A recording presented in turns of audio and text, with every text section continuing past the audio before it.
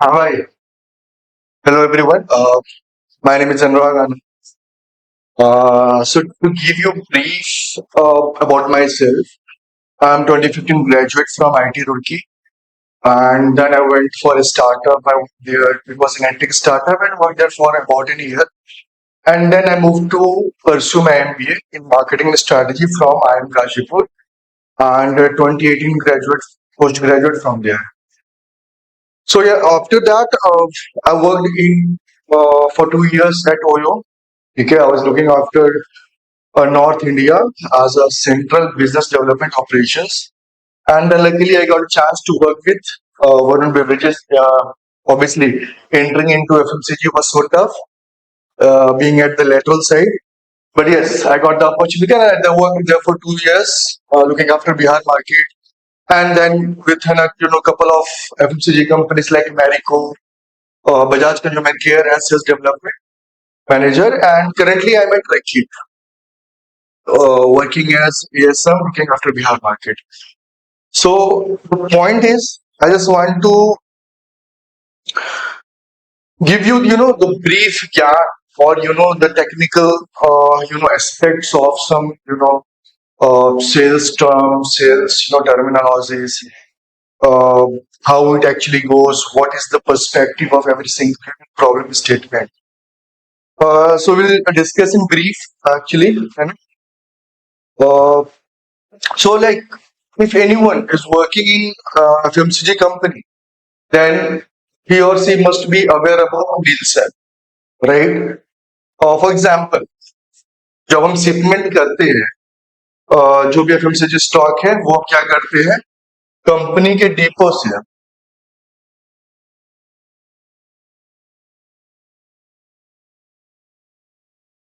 Company के जो depot होता है, ठीक है, डिपो बोलो या सीएफए बोलो, टू डीवी, डिस्ट्रीब्यूटर बोलते हैं, अर्बन में डीबी होता है, रूरल में सुपर बोलते हैं, बहुत सारी कंपनी कुछ और भी नाम देते हैं, जैसे स्टॉकिस्ट बोलते हैं सुपर को, super caters to rural areas. तो जब हम डिपो और सीएफए से डीबीएसएस में माल देते हैं, उसको बोलते हैं सेकेंडरी और प्राइमरी, ठीक है। डीबी से डीबी से जब हम अर्बन मार्केट, आउटलेट्स में माल देते हैं, इसको क्या बोलते हैं, सेकेंडरी। सेकेंडरी, और उसका दूसरा नाम भी होता है, बहुत सारी कंपनी में बोलते हैं आईएमएस। आईएमएस क्या होता है, इन मार्केट सेल्स, ठीक है। अब क्या है कि जब हम रूरल में माल देते हैं, रूरल में ना सुपर हो गया, सुपर में हम इसको डायरेक्ट डिस्ट्रीब्यूशन नहीं बोलते, इसको इनडायरेक्ट डिस्ट्रीब्यूशन बोलते हैं। व्हाई? बिकॉज सुपर में जब मैंने डिपो से सीएफए में, डिपो या सीएफए सुपर में जाता है, फिर सुपर से सब डीबी में जाता है। सब डीबी बोलते हैं, या बोल लो कि लोकल स्टॉकिस्ट। सुपर से जब हम सब डीबी में माल देते हैं, इसको बोलते हैं सेकेंडरी। और सब डीबी से जब मार्केट में माल जाता है,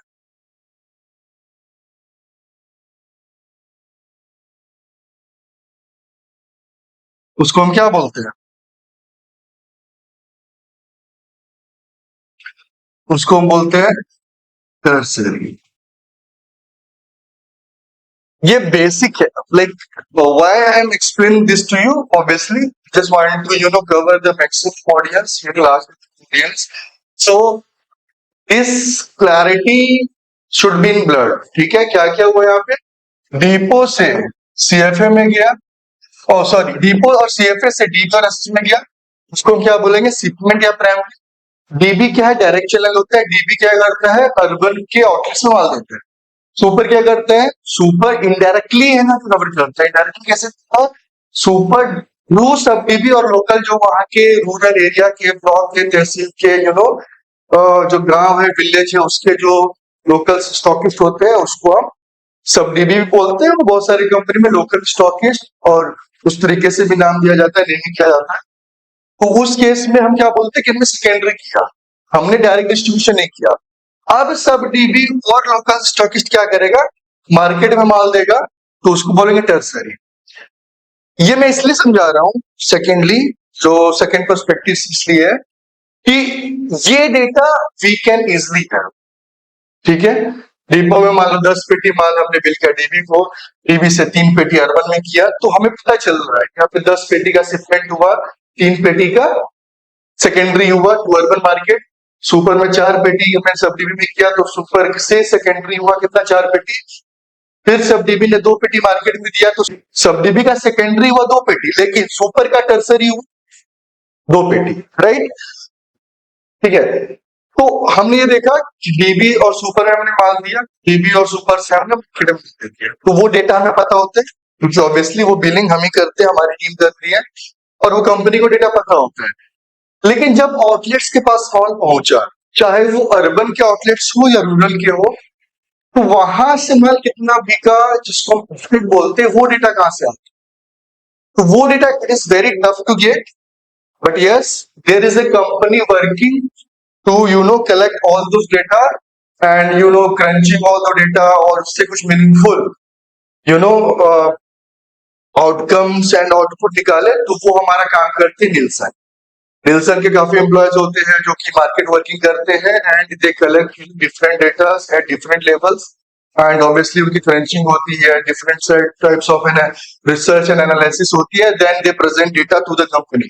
And every single FMCG company sell data from Nielsen, and basis that they strategize their plan कि what should be the next step, हमें क्या करना चाहिए, हमारे जो भी हमने पिछले 2 महीने का 3 महीने का धंधा करा है उसमें क्या गैप्स थे, उसको हमें कैसे भरना है। तो वहां पे निल्सन का रोल होता है, because market share is very much important for the existence of any company. ठीक है, तो this is very much important because market share is directly proportional to brand equity, brand का जो वैल्यू होता है, राइट, और वाइस वर्सा भी अपन बोल सकते हैं। तो अगर मेरा मार्केट शेयर डिक्रीज होगा तो someone is coming in the market और वो हमारा मार्केट शेयर खा रहा है। तो जब रेगुलर खाएगा तो फिर क्या होगा कि हमारा मार्केट शेयर धीरे धीरे ग्रेजुअली गिरता जाएगा, एंड जब मार्केट शेयर गिरता जाएगा तो ब्रांड का जो वैल्यू है वो डाइल्यूट होते जाएगा। So it is very much important for any company और प्रोफेशनल कि अपने मार्केट शेयर को इंटैक्ट रखें, हमेशा फोकस करते कि हम मार्केट शेयर गेन करें। तो उसी में हम थोड़ा सा स्टडी करेंगे जिसको बोलते हैं निल्सन। निल्सन डेटा जो होता है वो हमें मार्केट शेयर का मदद देता है, जिसमें बहुत सारे टर्म्स होते हैं कि हम लोग 3 टर्म्स पे फोकस करें। पहला टर्म है न्यूमरिक डिस्ट्रीब्यूशन, ठीक है। दूसरा टर्म है वेटेड डिस्ट्रीब्यूशन, इसको हम एलडीबी बोलते हैं शॉर्ट फॉर्म में, जिसको हम डब्ल्यूडीबी। और तीसरा है शेयर अमॉन्ग्स्ट हैंडलर्स, जिसको हम SAH भी बोलते हैं, ठीक है। So why these terms are important? Because these terms, help you getting the position of your brand as well as your competitor in the market. ठीक है, हम वहां पे अपने आप को किस हिसाब से पोजिशन किए, हमारा स्ट्रैटेजी में कहाँ गैप है, डिस्ट्रीब्यूशन में हमारा कहाँ गैप है, कहाँ पे हमें ज्यादा फोकस करना चाहिए, what should be the next plan. Data बहुत इंपॉर्टेंट हो जाता है कि इससे हमें जो भी गैप्स है वो फिलफिल करना पड़ता है, otherwise we will be slowly eating our brands. Best example मेरे को याद आता है यार, अगर 10 साल पहले की बात करें, अगर आप मिलेनियल्स हैं तो 10 साल पहले आपको पता होगा कि सबसे बिकने वाला शूज रिबॉक था। बट रिबॉक ग्रेजुअली बहुत सारे आउटलेट्स अभी रिबॉक रिवैम्प कर रहे हैं, he is replanning to enter into the market, but you have seen कि कैसे ब्रांड पूरा मतलब ब्रांड की लग गई। जो हम मतलब ऐसा कुछ स्पोर्ट्स शू का अगर हम बात करते थे तो रिबॉक का ही आता था, बट सम धीरे धीरे कुछ कुछ गलत डिसीजन की वजह से नाइकी एडिडास उसके कंपटीटर है, उसने उसका ब्रांड खाया, शेयर खाया, मार्केट शेयर खाया, and then it actually helped other companies to grow. But yes, एक ब्रांड जो रिबॉक था वो कंप्लीटली डिस्ट्रॉय हो गया। तो this is very much important, क्योंकि यहाँ पे एक दो रुपये खेला है नहीं, हजार हजार करोड़ रुपए खेला है। तो ऑब्वियसली ये सब जो क्रिटिकल पॉइंट्स होते हैं उसको बहुत ही क्रिटिकली और बहुत ही टैक्टफुल्ली उसको देखा जाता है एंड उसको वर्कआउट किया जाता है। इसके लिए बहुत बड़ी टीम होती है, वो सब अपन बाद में पढ़ेंगे, मतलब बाद में मैं आपको उसके बारे में बताऊंगा। जैसे ट्रेड मार्केटिंग टीम होती है, ब्रांड मैनेजर टीम होती है, ब्रांडिंग टीम होती है, वो फोकस करती है, एटीएल बीटीएल एक्टिविटी के लिए मार्केटिंग टीम होती है। तो वो सब पे अपन दूसरे वीडियोस पे उस पर क्लैरिटी। तो ये तीनों जो वो है टर्म्स है काफी इंपॉर्टेंट हो जाते हैं, ठीक है। पहला हम देखते हैं न्यूमेरिक डिस्ट्रीब्यूशन। ये तीनों टर्म्स में न्यूमेरिक डिस्ट्रीब्यूशन बहुत कॉमन टर्म है, क्योंकि कभी हम एनपीडी लॉन्च करते हैं, न्यू प्रोडक्ट को डेवलप करते हैं, न्यू प्रोडक्ट को लॉन्च करते हैं, तो न्यूमेरिक डिस्ट्रीब्यूशन पे हमारा फोकस होता है, because we are at the initial stage, तो हम काफी प्लेन होते हैं, राइट। तो हमारे पास फोकस होता है कि बस दुकान में हम प्रेजेंट होता है। तब दुकान में प्रेजेंट होने के बाद फिर फोकस करेंगे कैसे वेटेड डिस्ट्रीब्यूशन सुधारना है, वो सुधरेगा, फिर हम फोकस करेंगे कैसे उस दुकान में प्रेजेंट होते हुए दूसरों का कंपटीटर का शेयर खाना है। दैट इज हाउ एक पर्सपेक्टिव होता है प्रोडक्ट को लॉन्च करके, brand establish brand. But obviously हम और जाते हैं एनडी। एनडी का सिंपली मतलब होता है, अगर मेरा ओएमआर, ओएमआर का मतलब क्या हुआ, ओवरऑल मार्केट रीच, ठीक है। ओएमआर मतलब क्या हुआ कि जो हम कैटेगरी में, जो हम इंडस्ट्री में प्ले कर रहे हैं, फॉर एग्जांपल सोप, अगर हम सोप कैटेगरी में प्ले कर रहे हैं तो मेरे सोप के जितने रिलेटेड आउटलेट्स होंगे वो मेरा ओएमआर होगा। फॉर एग्जांपल मैं एक एग्जांपल लेता हूँ, एक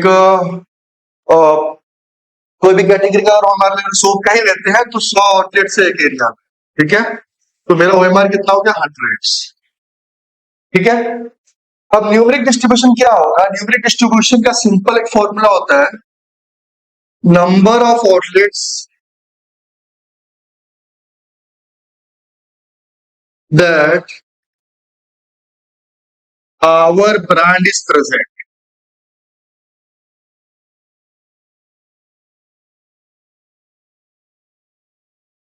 divided by total number of outlets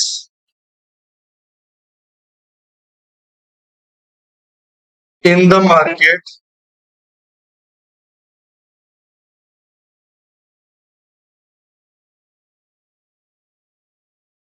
of the same category बोल लो या इंडस्ट्री बोल लो, ठीक है। सो फॉर एग्जाम्पल अगर मैं सोप की बात करूं, एक ब्रांड है अनुराग, ठीक है। अनुराग अगर ब्रांड है तो अनुराग जो एरिया पे मार्केट शेयर फाइंड कर रहा है, फॉर एग्जाम्पल एक स्टेट का लेते हैं कि बिहार में टोटल 100 आउटलेट्स है और अनुराग उसके 65 आउटलेट्स में प्रेजेंट है। तो numeric distribution will be can be easily calculated, right. तो न्यूमेरिक डिस्ट्रीब्यूशन क्या हो, this will be equal to, this will be equal to कितना, number of outlets that our brand is present, number of outlets where Anurag is present. This is 65. 65 divided by total number of outlets in the same category. पूरे Bihar state में 100 outlets है जिसमें soap रहता है, या soap की category मतलब industry का वो रिलेटेड मार्केट है, तो वो ले लेंगे. This will be equal to 0.65 या 65%. ठीक है, बहुत अंडरस्टैंडेबल है. तो मेरा 65% विल बी द आंसर. ये न्यूमरिक डिस्ट्रीब्यूशन बहुत प्लेन एंड सिंपल रहता है. जैसे मैंने बोला, कोई न्यू प्रोडक्ट डेवलप जब करते हैं तो हमारा फोकस पहले होता है न्यूमरिक डिस्ट्रीब्यूशन अच्छा का. हम एक टारगेट लेके चलते हैं कि हमारे कैटेगरी मोटा मोटी किस जो कैटेगरी पर सेम लेवल पे हम न्यू प्रोडक्ट लॉन्च कर रहे हैं, तो हम एक कंपटीशन वाला फिगर देखते हैं कि वो कितने आउटलेट्स पे रीच कर, पास्ट 3 मंथ में कितने आउटलेट पे रीच किया, पास्ट 6 मंथ में कितने आउटलेट पे रीच किया. And basis that we plan कि हमें भी इस टारगेट करना है. Since we are in the initial stage, तो वो P6 मंथ का भी अगर वो इफेक्टिव कवरेज जो हम इनको बोलते हैं अगर वो कर रहा है, तो हमें फोकस करना है कि जो पहला वाला प्रोडक्ट को अपना मार्केट में डाले, तो वो दूसरे कंपनी का, दूसरे कैटेगरी का, या मेरे ही जो कंपनी में अगर उसी के लेवल का कोई कैटेगरी है, उसी के लेवल का अगर सेम लेवल ऑफ ब्रांड है, तो हम फोकस करते हैं वो P6 मंथ, पास्ट 6 मंथ्स और पास्ट 9 मंथ्स और पूरे ईयर में अगर हम कितने आउटलेट्स पे डाले हैं, वो सब चीजें थोड़ा डिटेल में हम डिस्कस करेंगे दूसरे वीडियो में कि न्यू प्रोडक्ट लॉन्च पे हम कैसे क्या फोकस करते हैं एंड उसका पर्सपेक्टिव क्या होता है. But numeric distribution I hope very clear होगा. ठीक है, अब निल्सन का डेटा जब हम रीड करते हैं ना, तो यहाँ पे बेसिस पॉइंट होता है जिसको बोलते हैं बीपीएस. बीपीएस होता है बेसिस पॉइंट. एक तरीका है टू, मतलब जैसे यूनिट होता है ना, वैसे ही यहाँ पे भी उस तरीके से हम रिलेट कर सकते हैं. तो बीपीएस का मतलब क्या होता है? Basis point. ये परसेंटेज के साथ एक रिलेशन, बिकॉज डेटा जब हम कलेक्ट करते हैं उसके जो टर्म्स उसका जो है ना वे टू अंडरस्टैंड होता है, वो बेसिस पॉइंट के कंसिडरेशन में होता है. ठीक है, 100 basis point will equal to 1%. अगर कोई भी कुछ भी सब देखेंगे कि वेटेड डिस्ट्रीब्यूशन अगर मान लो मेरा बोलेंगे 200 बेसिस पॉइंट से बढ़ रहा, तो मतलब 2% से बढ़ रहा. ठीक है, सिंपल. अगर कोई पूछे बेसिस पॉइंट क्या होता है, तो 100 basis point is equal to 1%. ठीक है,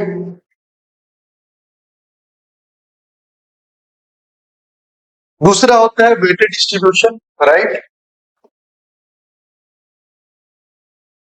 यार, weighted distribution I have seen कि लोग बहुत कंफ्यूज होते हैं. लोग वेटेड नहीं होता है, वेटेड का फॉर्मूला होता है अर्थमेटिक मीन पढ़ते थे. Right, arithmetic mean, geometric mean, उसमें थोड़ा सा वो वाला एक फील देता है. बहुत लोगों को वेटेड डिस्ट्रीब्यूशन वहां से कंफ्यूज करते हैं.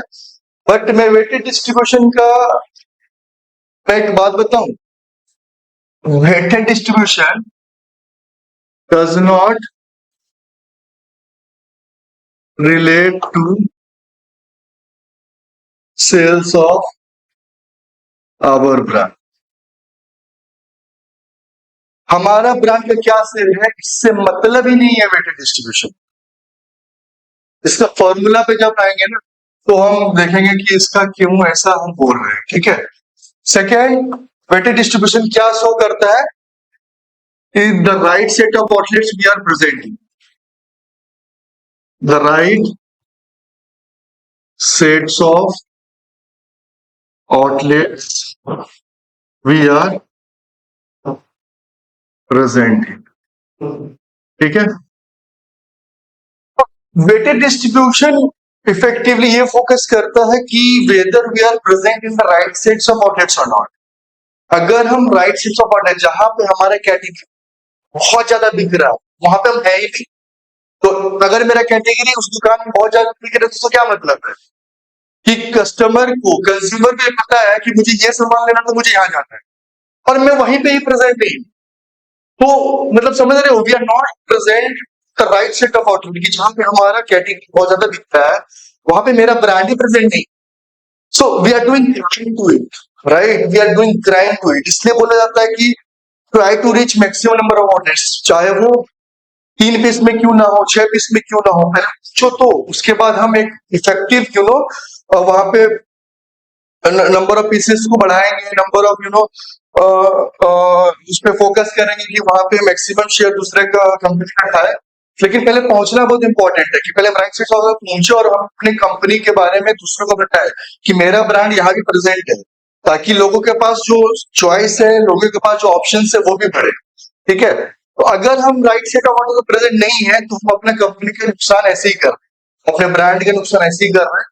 सो दिस का मतलब क्या होता है, वेटेड डिस्ट्रीब्यूशन का फॉर्मूला क्या होता है, बहुत ध्यान से समझिएगा, फिर मैं एक एग्जांपल के तरीके आपको बताऊंगा भी कि कैसे उसको कैलकुलेट करते हैं। Weighted distribution is equal to sale of, तो टोटल कर दो, total sale of industry in the outlets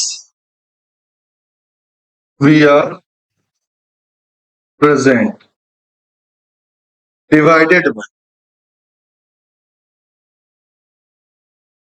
ठीक है, डिवाइडेड बाय टोटल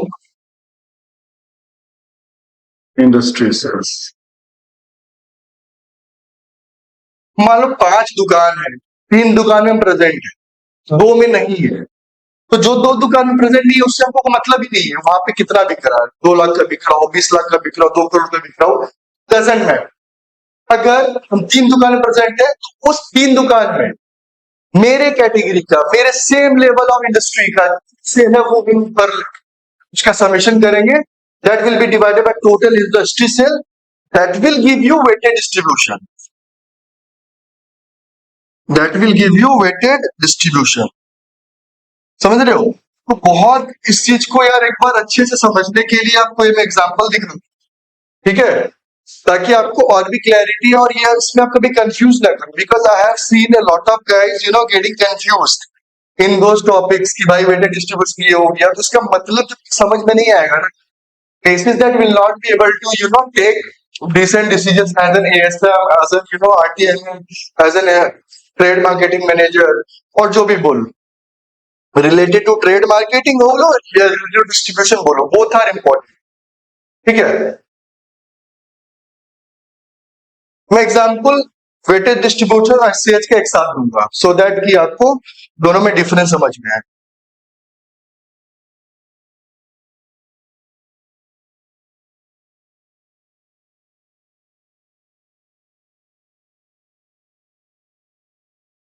एससीएच, तो वो एससीएच क्या होता है, शेयर अमॉन्ग्स हैंडलर्स।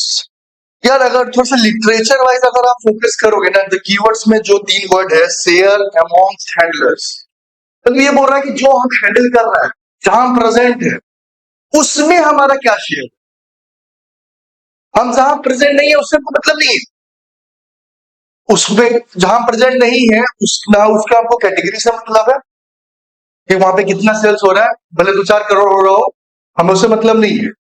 लेकिन जहां हम प्रेजेंट है वहां हमें मतलब है। शेयर अमाउंट सेंटर्स का सिंपल फॉर्मूला होता है, टोटल ऐड कर लो, total sale of our brand, ठीक है, in the outlets we are present. ठीक है, जिस जिस आउटलेट पे हम प्रेजेंट है उसमें हमारा जो टोटल क्वांटम है उसका summation, right, divided by total sale of, total sale of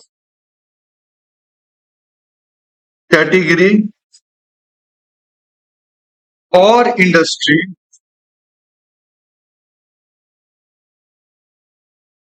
in the outlets we are present.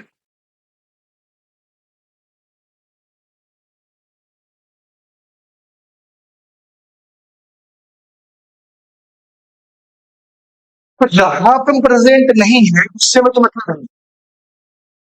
नीचे में क्या आया कि जहां जहां प्रेजेंट है वहां कैटेगरी का कितना क्वांटम प्रेजेंट है। ठीक है, अगर हम 5 में से 3 दुकानों प्रेजेंट है तो 3 दुकानों में पूरा कैटेगरी। अगर सोप की मैं बात कर रहा हूं, मेरा ब्रांड अनुराग सोप है, तो वो अनुराग सोप तो ठीक है, वो तो ऊपर आ गया, sales of Anurag in those 3 outlet, ये हो गया। नीचे क्या हो गया, जहां जहां पे अनुराग प्रेजेंट है वहां पे हमारा कैटेगरी का सोप कैटेगरी स्टेटमेंट क्वांटम में कितना टोटल सेल है, that will come in denominator, this will give you SCH. अब मैं एक एग्जांपल देता हूं, थोड़ा उसमें हम समझ लेंगे कि एग्जैक्टली क्या है। ठीक है, outlets A B C D E, Anurag soap,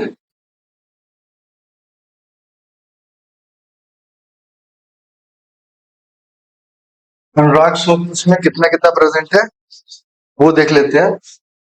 ए में मानते हैं 5,000 है,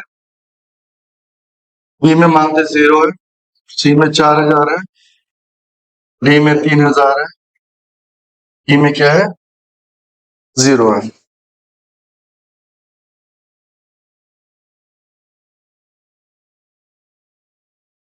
ठीक है, इस पे हम करते हैं और टोटल सोप का सेल देख लीजिए, टोटल सोप सेल्स मतलब ये हो गया कैटेगरी स्लैश इंडस्ट्री।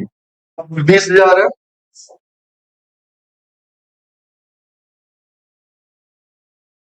ई में मानते हैं 35,000 है। ठीक है, डेटा से कोई दिक्कत है, डेटा से कोई दिक्कत नहीं है। इसमें एनडी निकालने के लिए आसान है, एनडी क्या होगा, टोटल हमारे कितना है, कितने आउटलेट्स है 1 2 3 4 5 जो मेरा सोप कैटेगरी बेच रहा है, एनडी तो आराम से निकल जाएगा। एनडी इक्वल टू क्या होता है, number of outlets that we are present, number of outlets 1 2 3, sale नहीं होता वहां पे, तो नंबर ऑफ 3 आउटलेट प्रेजेंट है आउट ऑफ ओएमआर मेरा कितना है 5 है, 0.6 विल बी द एनडी और 60%। ठीक है, वेरी क्लियर। डब्ल्यूडी पहले निकालते हैं।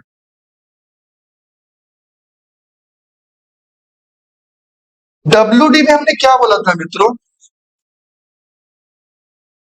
डब्ल्यूडी में हमने बोला था कि जिस जिस आउटलेट में प्रेजेंट है उसमें कैटेगरी कितना है क्वांटम, कितना उसका सेल है, तो उसको जोड़ लो। हम ए में कितना परसेंट 5,000, हमको W D does not relate to sales of our brand, तो हमें अपना कितना सेल हो रहा मतलब नहीं।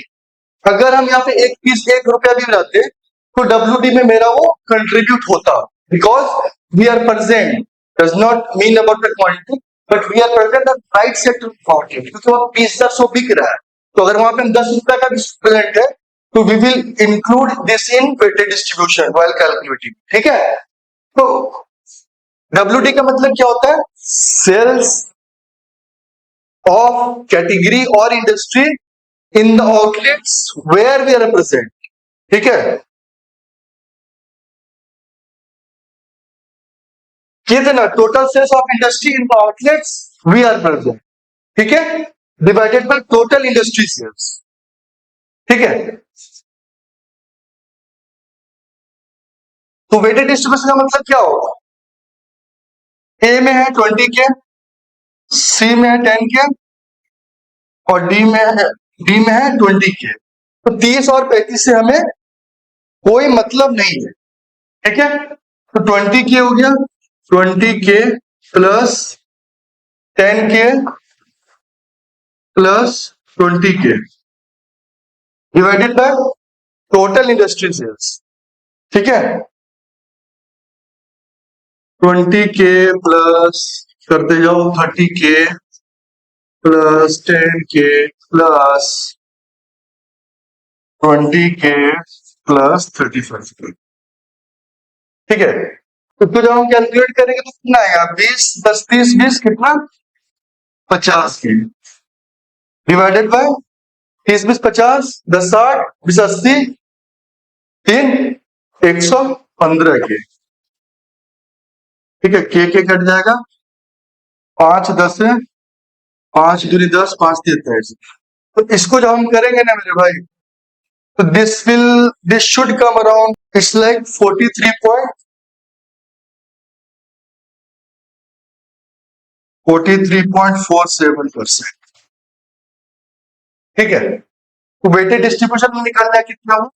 43.47%।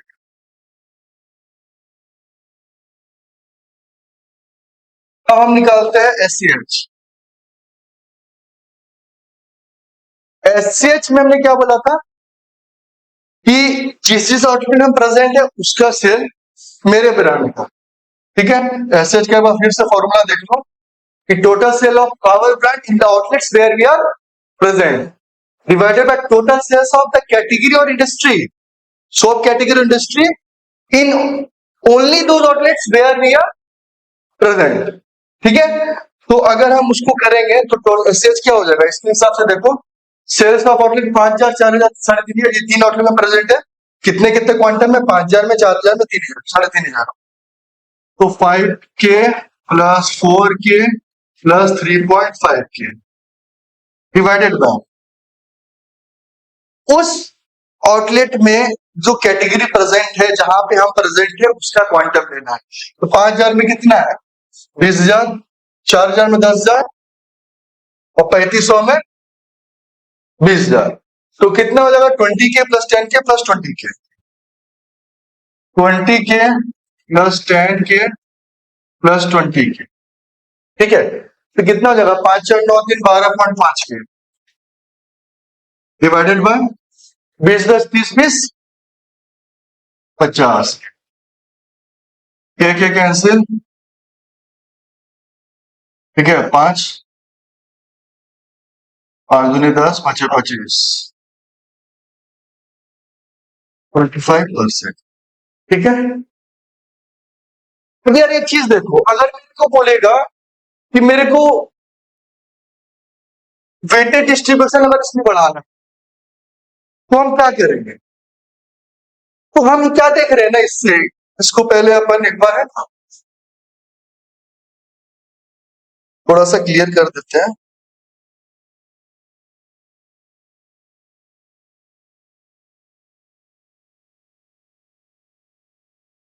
हाँ, अगर यहाँ पे वेटेड डिस्ट्रीब्यूशन में बढ़ाना हो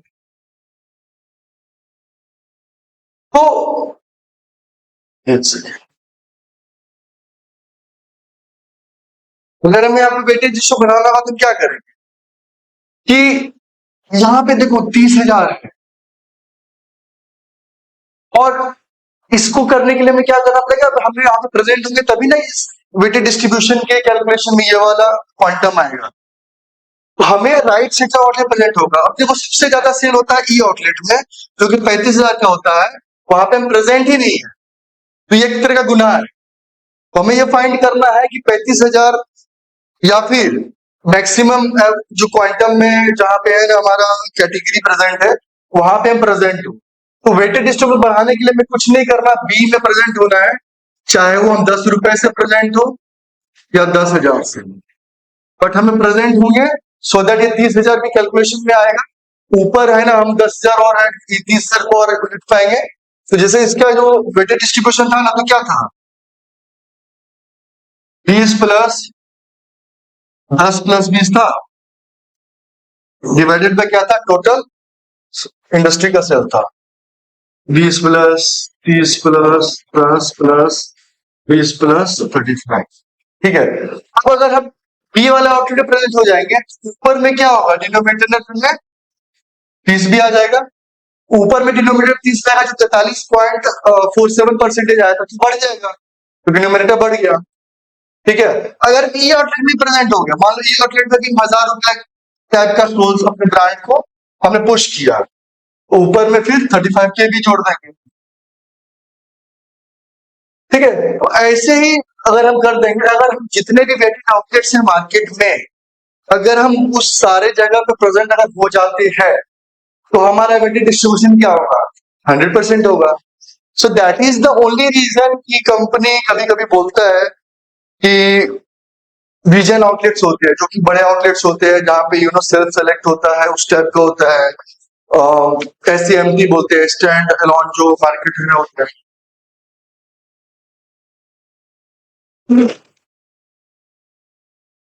SCMT बोलते हैं जो स्टैंड अलोन होता है। तो ये सब आउटलेट्स में प्रेजेंट होने से क्या होता है, मेरा वेटेड डिस्ट्रीब्यूशन बढ़ता है।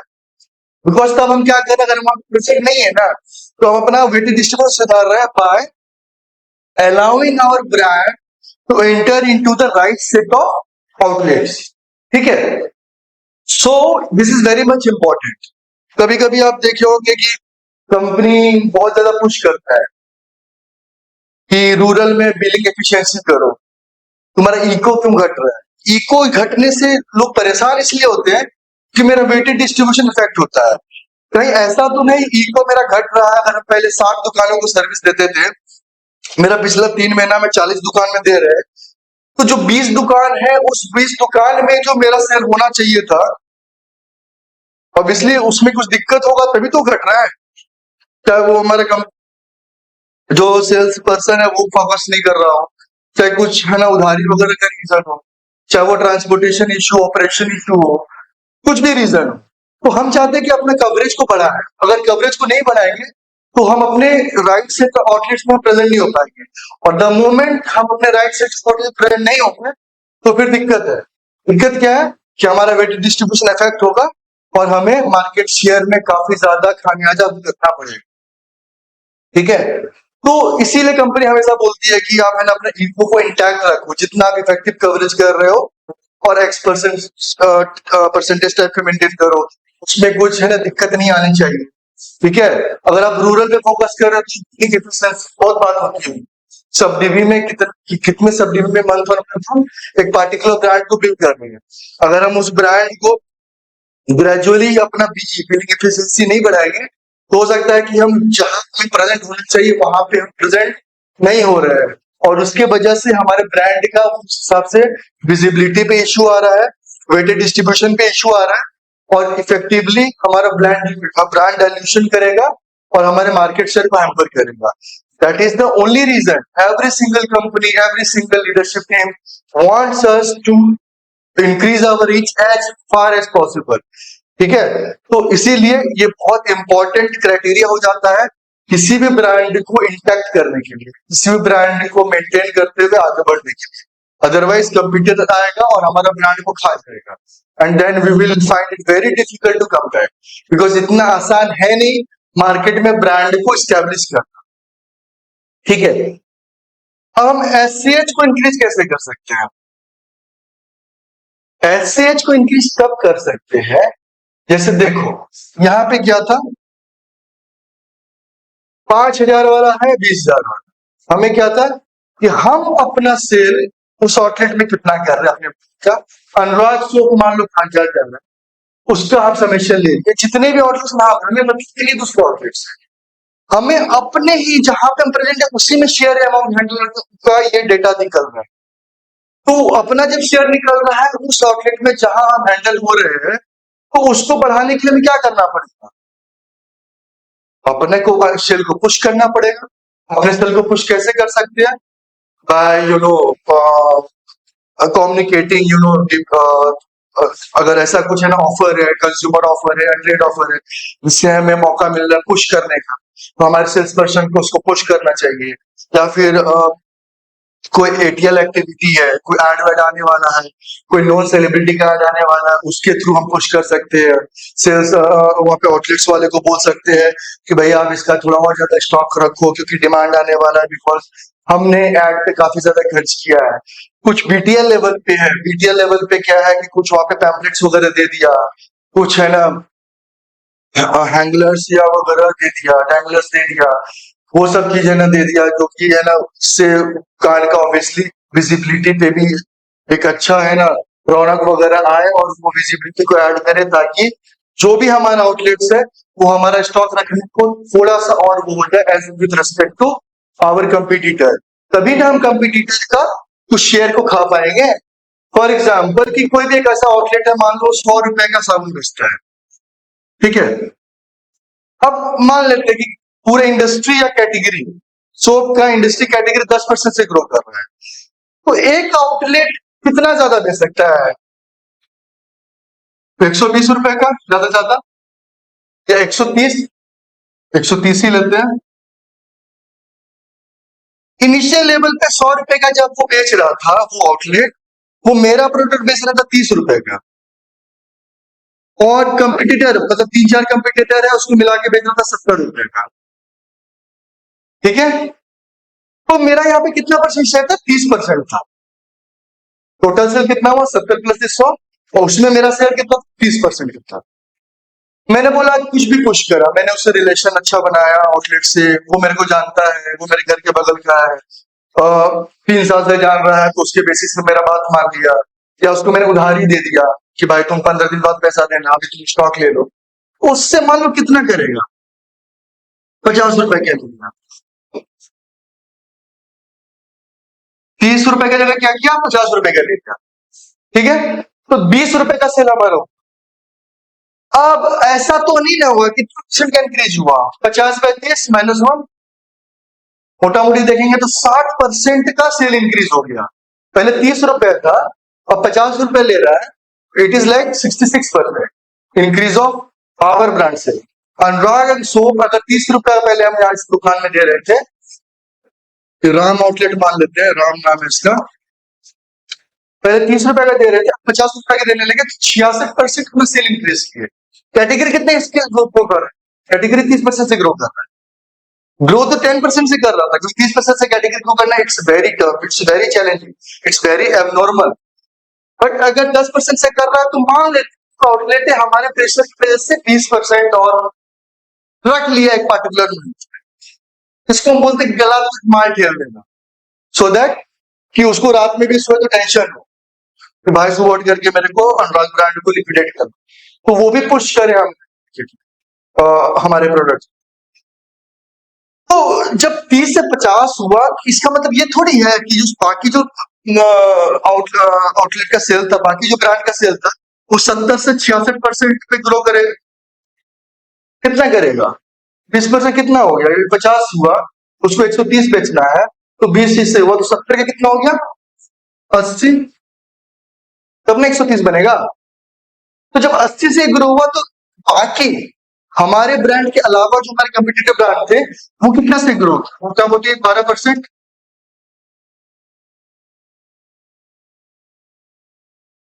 ठीक है। हम 66% से ग्रो कर रहे हैं, वो क्या कर रहा है? 12% ग्रो कर रहे हैं। तो देखो भाई कि पहले जो मेरा शेयर था कितना था? 30%। अब मेरा कितना शेयर हो जाएगा शेयर अमाउंट सेंटर में? 50/130 आ गया। 13 3 13 चौके 52, मोटा मोटी 40%। 30% से ऐसा 40% हुआ, तो हमने क्या किया? 10% शेयर अपने कंपटीटर का खाया, समझ रहे हो? सो that is share amount centres कि 10% शेयर हमने कंपटीटर का खाया, which is very strong focus that a salesperson has done for our brand. So this is very much important with respect to gaining market share and making our brand stronger and stronger. एक और formula देखते हैं। लोग बोलते हैं market share is equal to weighted distribution into SAH। ये कैसे होगा एक बार देख लेते हैं फटाफट। वेटेड डिस्ट्रीब्यूशन क्या होता है? Weighted distribution does not relate to sales of our, it relates to sales of the category that we are, that where our brand is present, ठीक है। तो इसका वेटेड डिस्ट्रीब्यूशन क्या हो गया? सेल ऑफ, अच्छा इसको चेंज कर लेते हैं थोड़ा, अच्छा दिखेगा भाई।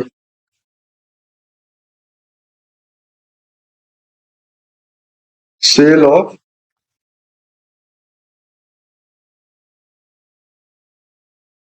category where we are present divided by total industry sales। देख सकते हैं वेटेड डिस्ट्रीब्यूशन क्या हुआ, sale of category where we are present divided by total industry sale into SH क्या होता है, total sale of our brand in the outlets where we are present.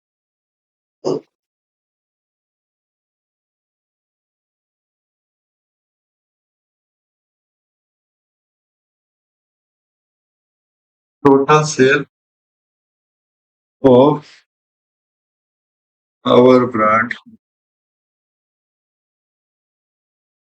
where we are present। ठीक है, नीचे क्या होगा, टोटल सेल ऑफ कैटेगरी